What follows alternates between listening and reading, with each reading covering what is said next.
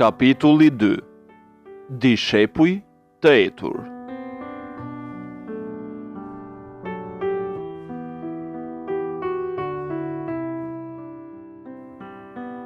Cili do që deklaron se është dishepull i Jezus Krishtit, duhet të jetojë në realitetin që përshkruhet tek letra e parë e Gjonit, kapitulli 2, vargu 6. Ai që thot se rri në të, duhet të ecë edhe vetë ashtu si ka ecur ai. Nuk ka dyshim se është vullneti i Perëndis që dishepujt e Krishtit të jetojnë siç jetoi. Kjo nuk është një teori e thatë e as një shënim i rastit rreth jetës së krishterë. Ky është një standard i lartë që prodhon një dëshmi të gjallë për Krishtin tek burrat dhe gratë e pashpëtuara. Disa herë, njerëzit e kësaj bote janë më të mençur në marrëdhëniet e tyre shoqërore se sa njerëzit e Zotit.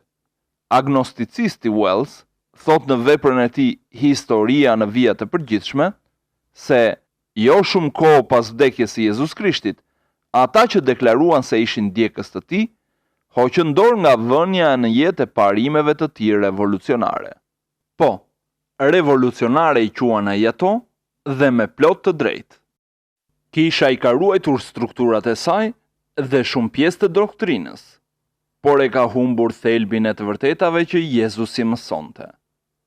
Në ditët e sotme, mund të takosh gjithnjë e më shumë njerëz që thonë se janë ungjillor dhe të cilët janë në kontrast me ata që jetojnë si ungjillor.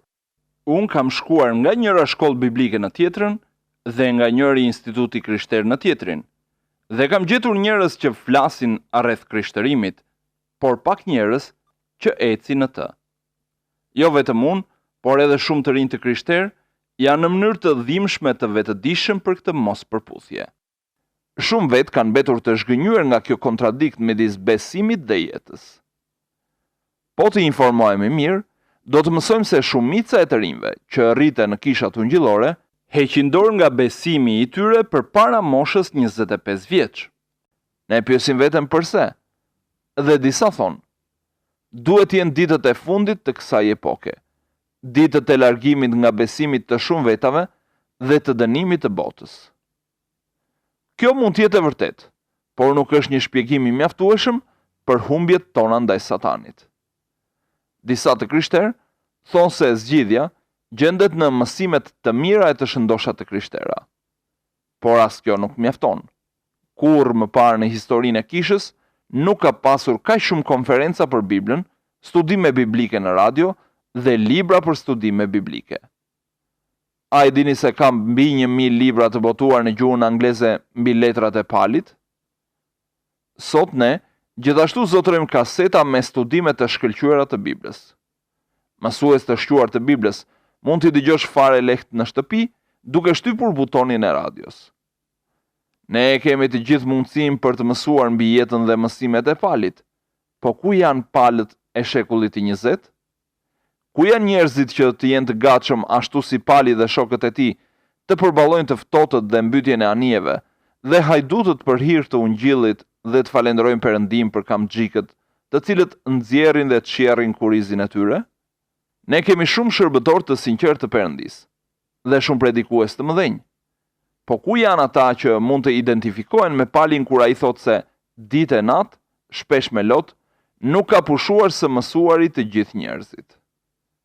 Njerëz të tillë është e vështirë t'i gjesh, në mos e pamundur. Po pse? Arsyeja, besoj unë, qëndron në faktin se ne e kemi veçuar besimin ton tek Bibla nga jeta jone e përditshme. Pali kurrë se bëri këtë. Ne duam t'i shërbejmë Zotit dhe themi, do t'i isha gati t'i shërbeja Zotit, sikur ta dije se cili është vendi im në shërbimin e tij. Duke mos qenë të aftë të gjejmë këtë vend, ne zhgënjehemi.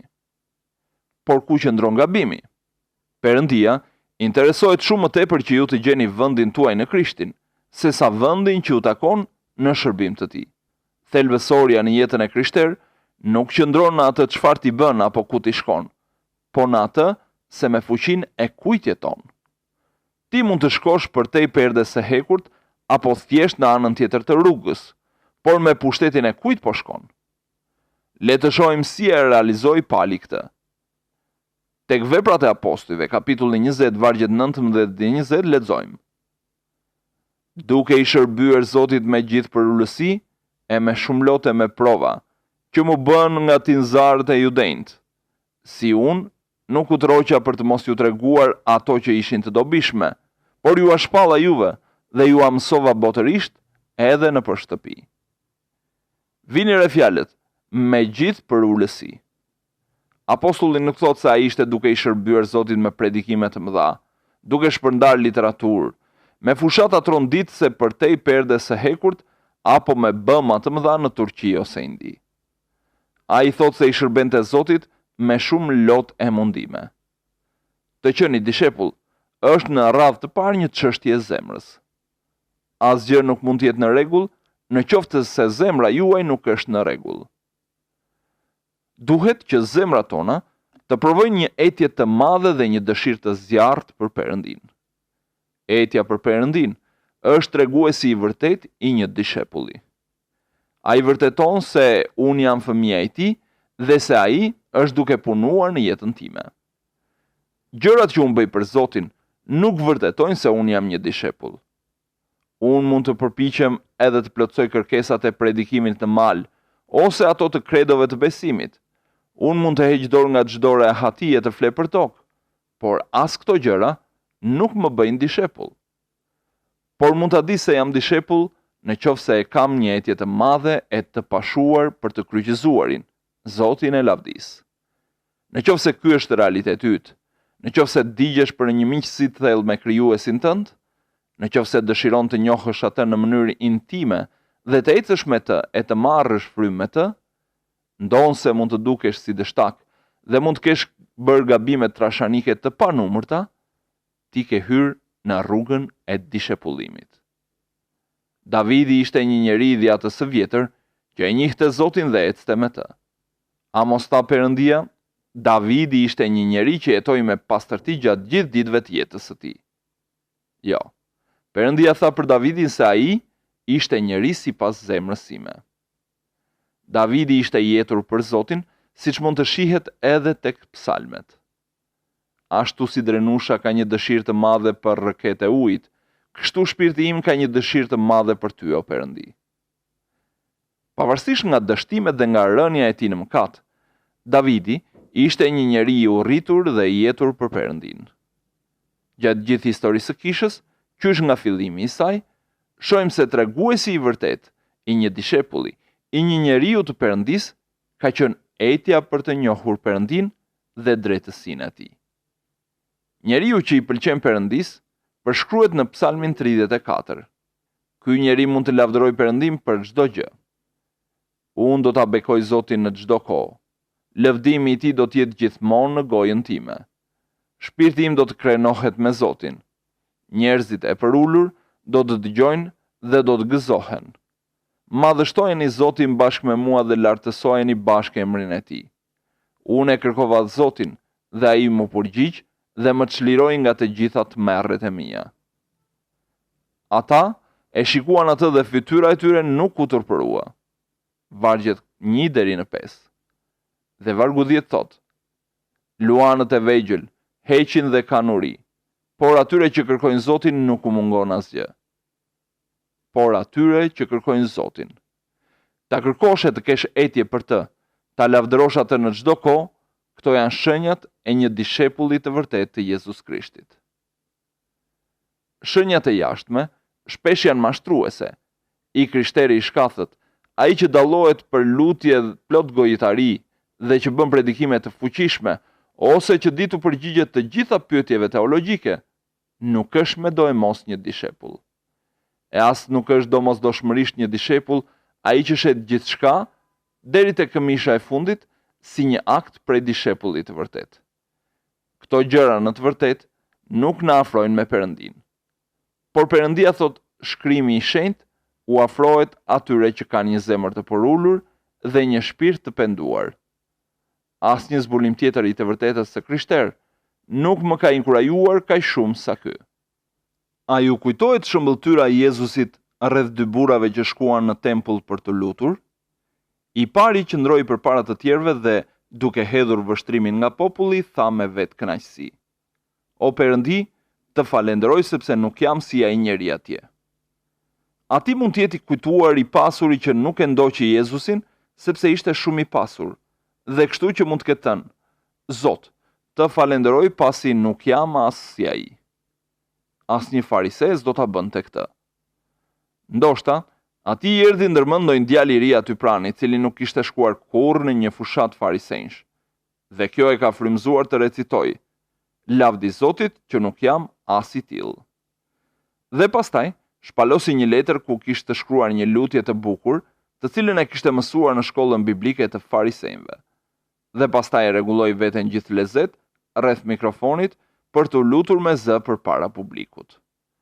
Por buri tjetër, që ndroi në fund të tempullit, u përkul me përullësi, në agoni e sipër, rrahu kraharorin dhe u lut: Perëndi, ki mëshirë për mua.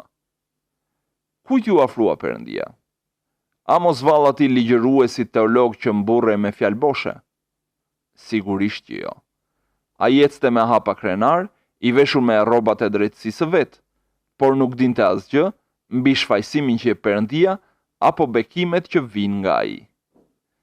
Zoti ju afrua atij që kishte një zemër të përulur dhe një shpirt të penduar. Ai dëgjoi thirrjen: Zot, ti e di se sa dështak jam unë. Ti e di se sa bosh unë jam. Ti e di sa jam pa vlerë. Jam mëkatar. Ki mëshirë për mua. Ai njeri e pranoi mëkatin e tij dhe Perëndia e shfaqsoi atë. Kjo bie ndesh me logjikën tonë njerëzore, e megjithatë është njëra nga arsyet pse unë e lexoj Biblën. Asnjë njeri nuk do të krijonte këtë rrugë shpëtimi. Në këtë mënyrë e kuptojmë se cila është zemra e Perëndisë. Përveç krishtërimit, çdo fe tjetër ofron një kombinim të shërbimit me shpërblimin. Bëj diçka dhe do të fitosh diçka. Për pasoj, njeriu i zakonshëm arsyeton kështu: Në qoftë se një dishepull i mirë i Jezusit dhe jeton sipas asaj çfarë thot ai tek predikimi në mal, apo në qoftë se merr pjesë në një fushat ungjillizimi dhe shpërndan broshura, apo ndoshta në qoftë se ilustron këpucët dikujt për të treguar se sa i përulur je, atëherë do të shpërblehesh me një bekim. Por bekimi vjen kur ndjekim rrugën e Zotit, e jo atë të njeriut. Ti vetë me iniciativën tënde nuk mund të lustosh kurrë këpucët dikujt pa pasur motive të pasinqerta. Ti madje nuk do të shpërndaje as broshura pa pasur pak ambicie personale. Pali ju bëri këtë pyetje Galatasve: Mos doni të mbaroni me forcat tuaja atë që filloi në ju shpirti i Perëndisë? Ka shumë të krishterë që duan ta bëjnë këtë. Unë jam i shpëtuar me anë të hirit, mund të thonë ata, por tani duhet të përparoj vetë në jetën e krishterë. Ky është një gabim i madh. Ti je i shpëtuar me anë të hirit të Perëndisë dhe po me anë të hirit të tij duhet t'i shërbesh. Zoti është pranë atyre që kanë një zemër të thyer. Ai shpëton jo ata që janë energjik, por ata që kanë një shpirt të penduar. Gjej kënaqësinë tënde në Zotin dhe ai do të plotësojë dëshirat e zemrës sate. Psalmi 37 vargu 4. Arsyeja pse ne shpesh nuk arrim të zbulojmë të vërtetën dhe vullnetin e Perëndisë është se gjejmë kënaqësi në gjëra të tjera.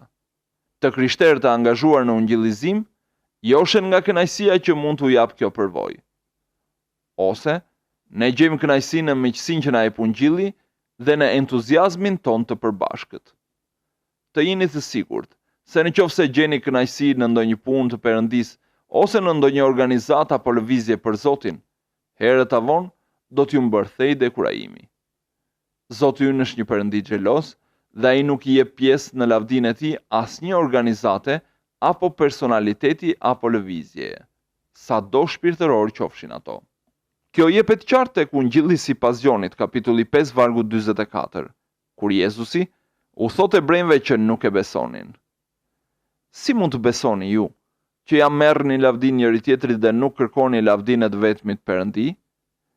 Si mund t'i besoni ju Perëndisë për gjëra të mëdha, për punëtorët, për financat, për kthimin e njerëzve në besim, për fitore në jetën e besimtarëve, ndërkohë që kërkoni lavdi nga njerëzit e tjerë, kur kërkojmë lavdi për veten tonë, apo kur përpiqemi të çojmë përpara programin apo famën e një lëvizje atë një predikuesi, jemi duke i varur shpresat në vlerat e brishta njerëzore.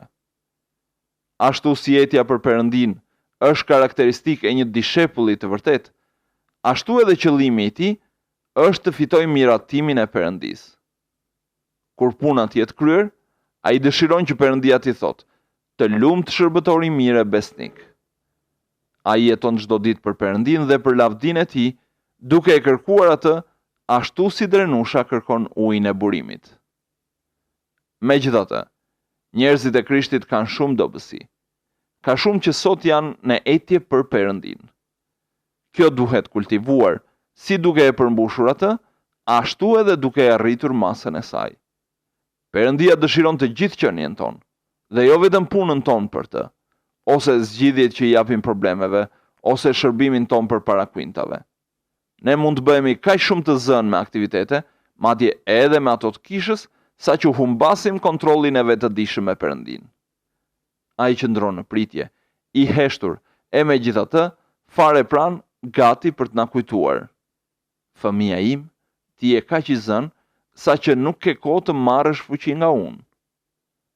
Por këshilla e tij mbetet: "Ndaluni dhe pranoni që jam Perëndia." Psalmi 46 vargu 10. E vetmja mënyrë për të gjetur burimin e fuqisë që na duhet për çdo ditë është që të presim Zotin qetësisht. Cakto një kohë kur ti jesh vetëm me të. Mëso të gjesh kënaqësinë në të. Kultivo etjen për qenien e tij të përjetshme. Pa të gjitha këto, puna jote do të jetë sipërfaqësore. Por po ti kesh këto, dëshirat e tua më të thella do të plotësohen dhe jeta jote si dishepull do të lartësoj emrin e Zotit. Situata jonë sot përshkruhet qartë në këto fjali të Tozer. Në këtë kohë të errësirës universale, shfaqet një rrezë drite shpresdhënëse. Brenda vathës së krishtërimit konservator, gjendet një numër gjithnjë i madh njerëzish, jeta besimtare të cilëve tregon për një etje gjithnjë e në rritje për Perëndin. Ata janë të etur për realitete shpirtërore dhe nuk pranojnë të kënaqen vetëm me fjalët e as me interpretimin korrekt të vërtetës. Ata janë të etur për Perëndin dhe nuk do të heqin kur dorë derisa të pinë boll ujë nga burimi i ujit të gjallë. Ka shumë gjëra që na i kanë verbuar syt. Një shumëllojshmëri dallimesh teologjike dhe tradita shfetare kanë krijuar një kontradikt mes doktrinave të Zotit dhe marrëdhënies intime me të. Por ka plot shpresë atje ku tek të krishterët ka etje për Perëndin. Kur ndodh kjo, ata na bashkohen në një fushat për të njohur Zotin. Kjo është e vetmja kauzë me vlerë, e vetmja urë lidhëse që mund t'i qëndrojë dëmit e shkatërrimit që vjen nga ignoranca dhe egoizmi njerëzor. Lidhja jonë e vërtet nuk është me ndonjë organizat, por me Perëndin e gjallë. Ndërsa e përulim veten te kryqi, do të njohim realitetin e fuqisë së Jezusit, e cila ka mposhtur mëkatin dhe vdekjen. Dhe në ne do të realizohet premtimi i Perëndisë: "Lumë ata që janë të uritur dhe të etur për drejtësi, sepse ata do të ngopen." Mateu kapitulli 5 vargu 6.